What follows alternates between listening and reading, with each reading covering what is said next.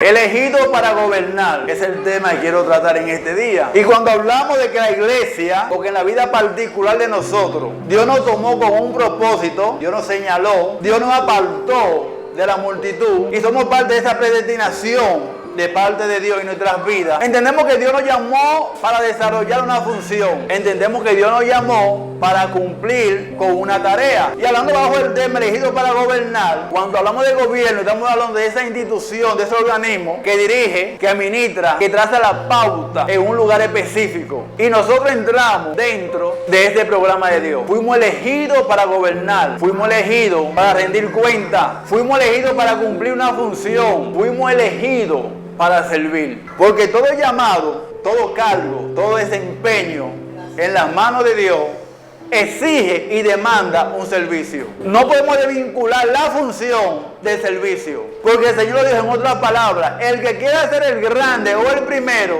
será vuestro siervo. Los gobiernos, las instituciones se forman para servir, se forman para gobernar, pero no hay poder alguno delegado a una persona, a una institución que no exija servicio. Pero hay un detalle importante, y es que antes de Dios posicionarte en una posición de servicio, de autoridad, de gobierno, Dios te va a preparar primeramente. Y la preparación va a consistir en una serie de experiencias que Dios va a permitir que lleguen a tu vida, para Dios ir dotado de herramientas, de conocimiento, que luego en la posición la va a necesitar. Dios te llama, Dios te elige, pero cuando Dios se fija en ti con un llamado, en ese instante ya Dios determinó, Dios diseñó el programa por el cual tú vas a pasar para llegar a esa posición. Para cuando esté en la misma, entonces puede hacerle bendición.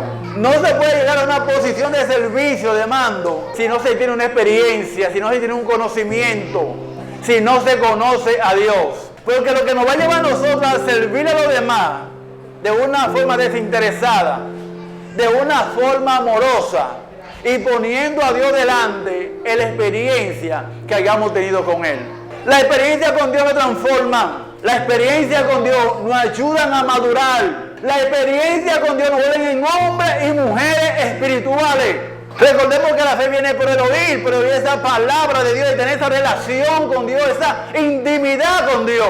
Y cuando nosotros aprendemos a tener intimidad con Dios y a pensar como Dios quiere que pensemos, entonces nosotros venimos a ser la persona que Dios anda buscando para posicionarnos en las posiciones que Él quiere que seamos parte de su gobierno. Dentro de los llamados que hay en la Biblia, hay un llamado que para mí es uno de los más dramáticos, se podría decir, en lo personal, que fue el llamado de José. Cuando Dios llamó a José, cuando Dios tomó a José y lo eligió para gobernar. Si nosotros analizamos la vida de José y el programa que Dios permitió en la vida de él, nos vamos a dar cuenta de que todo lo que pasó en la vida de José, Dios lo permitió para irlo dotando de herramientas que él iba a necesitar cuando él llegara al gobierno, cuando él llegara a la posición de servicio. Pero juntamente con la posición de servicio hay algo que Dios exige de nosotros, que es lo que sentimos, que son nuestras emociones, que son la forma como vamos a manifestar lo que somos, el control. Siempre se ha dicho que una persona, un creyente maduro, es aquel que sabe diferenciar entre lo bueno y lo malo, pero también se dice que es aquel que sabe tener control de sus emociones, que no parte a la ligera, es aquel que analiza y piensa las cosas antes de hacerlas.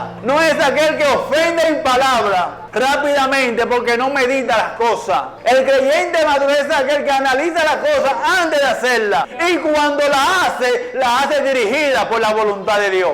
El creyente maduro escucha la voz de Dios antes de moverse. El creyente maduro es aquel que tiene una intimidad con Dios y sabe cuando hay un tiempo de Dios en su vida. Y si hay algo peligroso en estos caminos es moverse fuera del tiempo de Dios. Si algo tengo por experiencia, que tomar decisiones fuera del tiempo de Dios es peligroso. Moverse fuera de ese tiempo es peligroso. Hay un tiempo para cada cosa. Y cuando llega el tiempo de Dios posicionarte en una posición, tú lo vas a ver. Porque el ambiente muchas veces te deja dicho cuál es la voluntad de Dios en tu vida. Porque Dios pone como una gracia y los que te rodean lo reconocen. y los que te rodean te confirman lo que Dios tiene contigo. Recordemos que Jesús crecía en gracia ante Dios y ante los hombres. Tenía aceptación, en otras palabras. Cuando somos llamados de parte de Dios a una función, Dios va a permitir que tengamos aceptación delante de los demás. Pero esa aceptación que tú tienes es la gracia de Dios depositada en ti a favor de lo que Dios va a hacer en tu vida. No hay puerta cerrada para el hombre y la mujer de Dios que andan en el tiempo de Dios, que andan bajo su gracia, que andan bajo su dirección. Y cuando llegó el tiempo de José, recordemos que José fue vendido por una dinámica familiar, por un celo familiar. Algo como un poquito chocante, que dentro de un sistema familiar se puede existir, puede moverse el celo, la rencilla, el odio, la maldad. Pero eso deja dicho la necesidad de Dios. Y José, que se encontraba en este escenario, en un ambiente familiar donde él no era muy bien visto, porque era el niño preferido del padre, a quien el padre le hacía los pequeños detalles, y eso movía una serie de sentimientos en contra de José, de forma tal que venderlo no fue la primera opción, sino matarlo fue la primera opción. Físicamente, pero a veces nosotros matamos espiritualmente también. Emocionalmente hablando, muchas veces matamos a nuestro hermano, con palabras, con actitudes, con hechos. Muchas veces matamos a nuestros hermanos y alegamos que son decisiones del oficio. Y hay muchas formas de matar, no solamente física. Y uno de ellos, Judá, para salvar la vida de su hermano, dijo: vamos a venderlo, sea como sea nuestro hermano. Una forma sabia de salvar la vida. Conocemos la historia.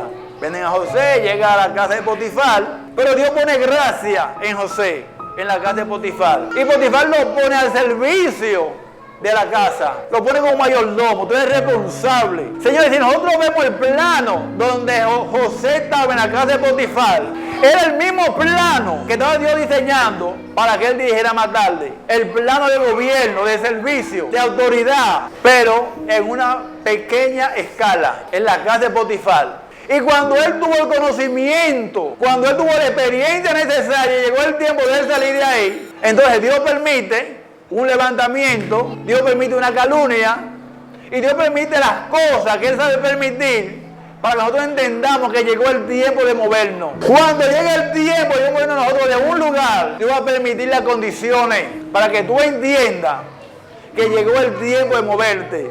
Y cada movimiento en Dios te va a capacitar de nuevo conocimiento, de nueva experiencia, que mañana, que más tarde, tú la vas a necesitar. La vas a poner en práctica al servicio de los demás. Señores, pero hay algo que no se puede negar. Cuando Dios deposita una gracia en una persona, no importa el lugar ni las condiciones, donde quiera que Dios te lleve, esa gracia hablará por ti. En la casa de Potifar lo pusieron a gobernar la casa de Potifar, mayordomo. Lo entran a la prisión. Y de que el hombre, el guardián, el responsable de la cárcel, vio que todo lo que él hacía lo hacía bien. Y las cosas prosperaban. Dijo: no, espérate. Tú estás aquí con un propósito. Y siendo de otra tierra, él podía tomar un preso de los egipcios. No, pero él tomó a este. Ven, yo sé que tiene algo especial. Y lo puso, dice que le entregó todo bajo su responsabilidad. Pero ¿cuál es la diferencia que había en la posición de la casa de Potifar a la posición en la cárcel? Cada experiencia era diferente, cada experiencia era algo nuevo. Porque en la casa de Potifar el ambiente era un ambiente de paz, era un ambiente donde a lo mejor las palabras que se decían había un lenguaje adecuado, porque estamos en la casa de un general. Eran las cosas por las reglas. Pero en la cárcel, ¿qué se ve? Todo tipo de personas con diferentes necesidades, con diferentes historias, personas presas por falta de justicia, personas malhechores que han cometido muchos delitos, muchos culpables presos y muchos inocentes presos. Donde las emociones y los sentimientos son diferentes, las necesidades eran diferentes, el lenguaje militar era diferente. Y José no solamente necesitaba comportarse bien, José necesitaba también tener un lenguaje de autoridad. Y qué mejor que en la cárcel, para él tener estas herramientas, este conocimiento, no solamente de la ley, sino de la costumbre, de las normas establecidas en esta nación. Entonces la experiencia era necesaria. Fíjate que las posiciones eran similares. Siempre en una posición de gobierno, pero en pequeña escala. Pero cuando llegó el tiempo de Dios, entonces Dios crea las condiciones nuevamente para sacar a Daniel de la cárcel y llevarlo ante el faraón. Cuando Dios te llama, Dios no se olvida de ti. Cuando Dios da una palabra, esa palabra se va a cumplir porque se va a cumplir. Y cuando José le da a él la determinación del sueño, y Dios pone palabra en José para aconsejar a Faraón prudentemente, Faraón no encontró otra cosa que hacer que entender y reconocer que José estaba llamado para ser parte del gobierno. Y le dice a José, pero le dice a los gobernantes que están con él ahí, pero digan ustedes, lo confrontó directamente. Antes que pongan a protestar, a hablar, a quejarse, a murmurar por los pasillos, encontraremos otro donde esté el Espíritu de Dios,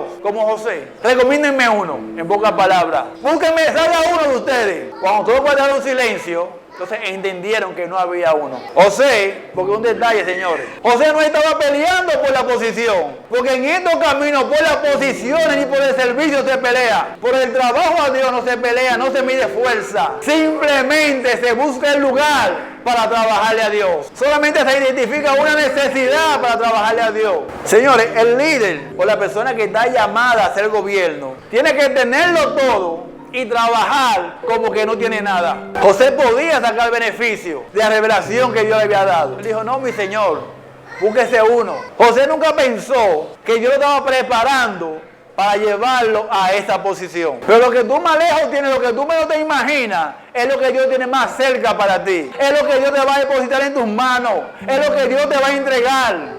Está en nosotros la determinación de serle fiel a Dios y de caminar bajo esa dirección divina, de entender que todo lo que pasa en nuestra vida va a pasar conforme al plan que Dios diseñó para nosotros. Dios nos llamó, Dios nos eligió para hacer gobierno. Pero ¿y nosotros? ¿Estamos hoy en día en esta posición? ¿Lo hemos entendido? ¿Estamos conscientes del rol que como iglesia tenemos que desarrollar? ¿De mi posición dentro y fuera de la iglesia? ¿Estamos entendiendo como José que Dios nos llamó con un propósito? Dios te eligió, iglesia, con un propósito. Dios te eligió para hacer gobierno. Pero nuestra determinación y nuestra prudencia y nuestra intimidad con Dios y lealtad a Dios va a determinar mucho en este camino o en este tiempo de preparación. Dios me le bendiga y la paz de Dios quede con nosotros.